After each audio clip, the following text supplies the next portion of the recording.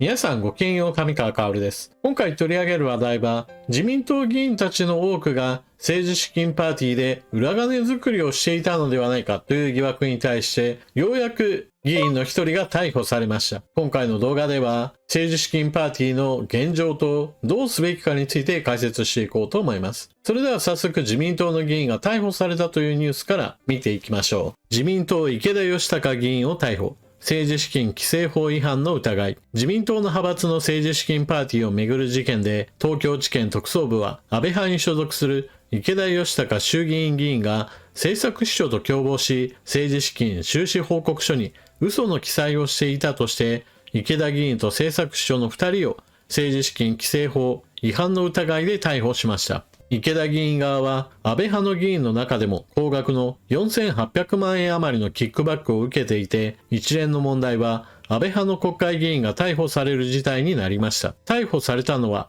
安倍派清和政策研究会に所属する衆議院議員で、自民党から除名された池田義孝容疑者と政策秘書の柿沼容疑者です。東京地検特捜部によりますと、池田議員は会計責任者だった柿沼秘書と共謀し、2022年までの5年間に安倍派から合わせて4800万円余りのキックバックを受けたにもかかわらず、自らが代表を務める資金管理団体池田黎明会の収入として記載せず、政治資金収支報告書に嘘の記載をしたとして、政治資金規正法違反の疑いが持たれています。安倍派では所属議員がパーティー券の販売ノルマを超えて集めた分の収入を議員側にキックバックし、その分を派閥側や議員側の収支報告書に記載しない運用が組織的に行われた疑いがあり、特捜部は12月27日、所属議員の中でも高額のキックバックを受けていた池田議員の事務所などを捜索し、捜査を進めていました。安倍派で裏金化した資金の総額は、議員側が派閥側に納入していないパーティー収入も合わせて6億円規模に膨らむ疑いがあり、一連の問題は安倍派の国会議員が逮捕される事態になりました。特捜部は池田議員を本格的に取り調べ、収支報告書が作成された経緯など、実態解明を進めるものとみられます。なお、押さえておかなければならないポイントなのですが、今回逮捕されたのは自民党の議員ですが、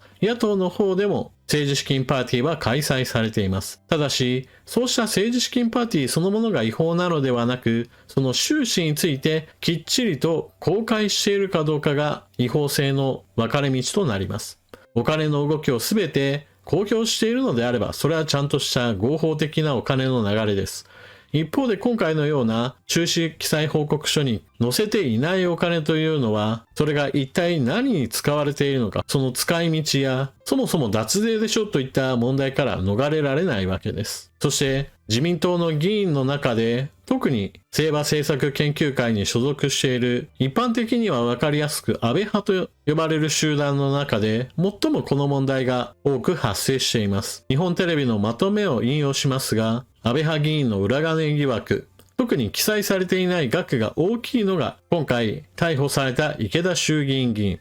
そしてこの表であればその隣に大野参議院議員の名前があります。この大野参議院議員に関しては1週間ほど前、年末頃に特捜部による事務所と自宅への家宅捜索が行われています。記載のないキックバックの額が大きい順から表立って捜査が行われているようです。しかし、ここで主だったというふうにして記載されている数千万円、1000万円以上、もしくは1000万円以下でも数多くの議員の名前が挙がっており、額が少ないのであれば、安倍派99人の中でその大半において記載のないキックバックが行われていた疑惑が持たれています。これに対して岸田首相がどのような対応をしているか、自民党総裁として直属の政治刷新新本部を自民党内に設置すると表明しています。この政治刷新本部においては、無派閥の中から菅前首相、そして派閥の領袖としては麻生副総裁が入って、今回の一件に対してどのような対応をするか話し合われるとのことです。主な検討案として言われているのが、党による監査や管理を導入し、少しでも今回のような問題が起こらないように再発防止に努めるという考え方。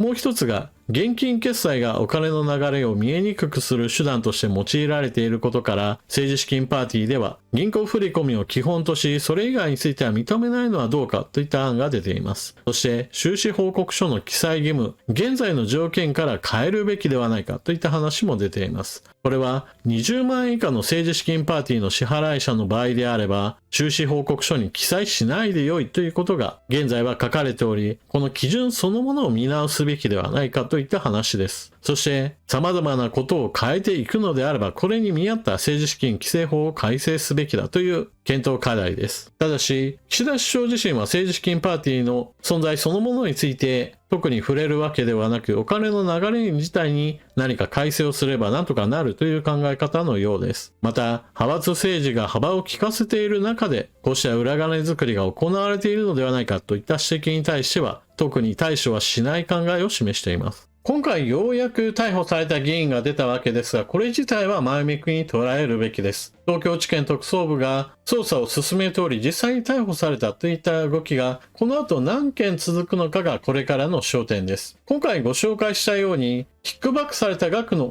多い方から捜査をしているんだなとはわかるわけですが、じゃあどこからがダメなのかみたいな線引きは私はすべきではないと思っています。例えばこの人は500万円だったから見逃してあげようなんていうような話をするのではなく、そもそも額に関係なくやっていたのかやっていないのかのその01ぐらいのところで厳正に捜査を進めてほしいと私は思います。こういった話をすると弁護士や元弁護士、検察といった人の場合であれば金額が多くないと悪質性が認められないので実際に裁判になると有罪にするのは難しいんですよねという話をしがちです。まあそれであればもっと法律そのものを見直して厳罰化を進めるべきだと思います。そうでなければ今回のような事件があったとしても議員としてのらりくらりやって有罪判決が出るまでとにかく議員という立場を守り抜こうとする人がきっと出てくるはずです。また今回の一件では議員と秘書いわゆる会計責任者も一緒に逮捕されていますが、これを連座制にすべきではないかといった議論も進めるべきです。例えばよくある話として、